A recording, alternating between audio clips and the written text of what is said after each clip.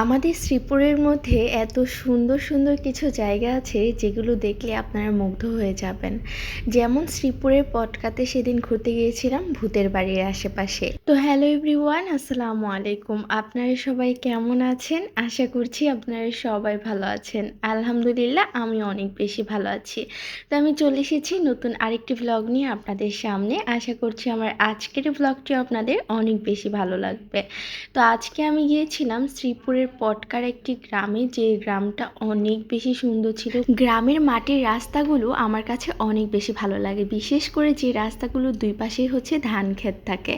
যাই হোক, সেই রকমই একটা জায়গায় ঘুরতে চলে গিয়েছিলাম আমি এবং আমার ফ্রেন্ডরা। সবাই মিলে একটু আড্ডা দিব আর অনেক বেশি এনজয় করব সেটা ভেবেই গিয়েছিলাম। সেখানে নাকি একটা ভূতের বাড়ি আছে, সেটাই দেখতে গিয়েছিলাম এবং ধান ক্ষেতের মাঝখান দিয়ে হাঁটতে চেয়েও হাঁটতে পারছিলাম না।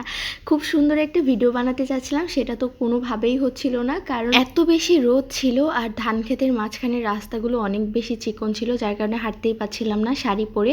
আর এই শাড়ি পরে যে আমি কতবার পরে যেতে নিয়েছি সেটা বলার বাহিরে। আর এই যে দেখুন, আমার ফ্রেন্ডের সাথে এখানে একটু ঢং করছিলাম, আমরা একটা ভিডিও বানাতে যাচ্ছি। এখানকার পরিবেশটা এত সুন্দর ছিল মাশাআল্লাহ, চারপাশে প্রচুর পরিমাণে বাতাস ছিল, রোদ থাকার পরেও কিন্তু আমাদের এখানে অনেক বেশি ভালো লাগছিল। যাই হোক, মোটামুটি আমরা অনেক বেশি এনজয় করেছি সবাই মিলে। আর আজকের এই সুন্দর সুন্দর ভিডিও করে দিয়েছে রাতুল, সে কিন্তু অনেক ভালো ছবি তোলে এবং ভিডিও করে। যাই হোক, আমরা সবাই মিলে সেখানে হচ্ছে একজন একজন করে ছবি উঠিয়ে নিয়েছিলাম, ভিডিও করছিলাম, তার ফাঁকে ফাঁকে আমরা একটু দুষ্টামি করছিলাম, আড্ডা দিচ্ছিলাম। তো সেখান থেকে আমরা এখন যাব হচ্ছে ভূতের বাড়ির দিকে। আর ভূতের বাড়িতে দেখবো যে ভূত আছে কিনা সেটাও আপনাদেরকে দেখাবো।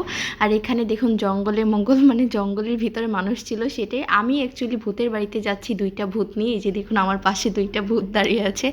দুইটা ভূতই খুব সুন্দর করে হচ্ছে শাড়ি পরেছে। আর এই যে দেখুন, হঠাৎ করে চোখ পড়লো আম গাছটায়, মনে হলো যে আমরা সবাই মিলে আম চুরি করব।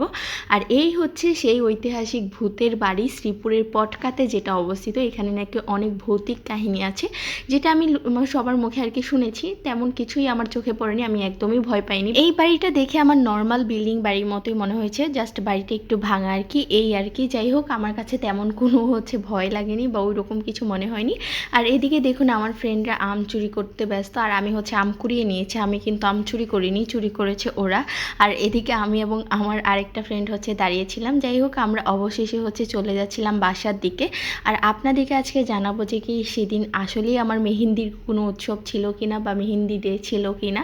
এই যে দেখুন, আম চুরি করে নিয়ে এসেছে আপনাদের মুক্তা আপা। এরপর চলে গেলাম বাসায়, দেখলাম যে আমার ফ্রেন্ড খুব সুন্দরভাবে ডেকোরেট করছে, যেই জায়গাটায় বসে আমি মেহেদি লাগাবো। আর আমি এদিকে হচ্ছে আমের জুস খাচ্ছিলাম, আর সে হচ্ছে চলে গিয়েছে রান্না করতে, গ্রামের চাচাতো বোন সেজে। যাই হোক, সে রান্না বান্না করছে আর আমি হচ্ছে একটু বললাম যে আমি একটু ভিডিও করি, জাস্ট ভিডিও করার জন্য সেখানে রান্না করতে বসেছিলাম। রান্না কিন্তু আমি করিনি, রান্না হচ্ছে সেই করে। খাওয়া দাওয়া শেষ করে ভাবলাম যে হাতে একটু মেহেদি লাগানো যাক। এখন আপনাদেরকে বলে দিই, সেদিনকে আসলেই আমার মেহেন্দির কোনো অনুষ্ঠান ছিল কি না, একদমই না। সেদিন আমি হচ্ছে হাতে মেহেদি পড়তে খুব বেশি ইচ্ছে হচ্ছিল, তাই ওর বাসায় গিয়েছিলাম একটু আড্ডা দিতে আর হচ্ছে হাতে মেহেদি পড়তে। সে কারণেই হচ্ছে মেহেদি পরিয়ে দিচ্ছিল আমাদের মেহেদি আর্টিস্ট আপা। ওর পেজের নাম হচ্ছে হেন্না কোন্স বাই মুক্তা। আমি পেজটি হচ্ছে ডিসক্রিপশান বক্সে মেনশন করে দিব, আপনারা চাইলে কিন্তু ঘুরে আসতে পারেন। আর এই যে দেখুন, কত সুন্দর করে সে হচ্ছে আমাদেরকে মেহেদি পরিয়েছে। এরপর ওর বাসা থেকে চলে গেলাম আমার আরেকটা ফ্রেন্ডের সাথে দেখা করতে। সে আমার জন্য ফুল নিয়ে এসেছে, আমার যেহেতু কাঁচা ফুল অনেক বেশি পছন্দের, সে কারণে। যাই হোক, ফুল আমি খুব বেশি পছন্দ করি। Thank you so much. আজকের মতো এ পর্যন্তই। সবাই ভালো থাকবেন, সুস্থ থাকবেন, আর আমার জন্য বেশি বেশি করে দোয়া করবেন। আল্লাহ হাফেজ।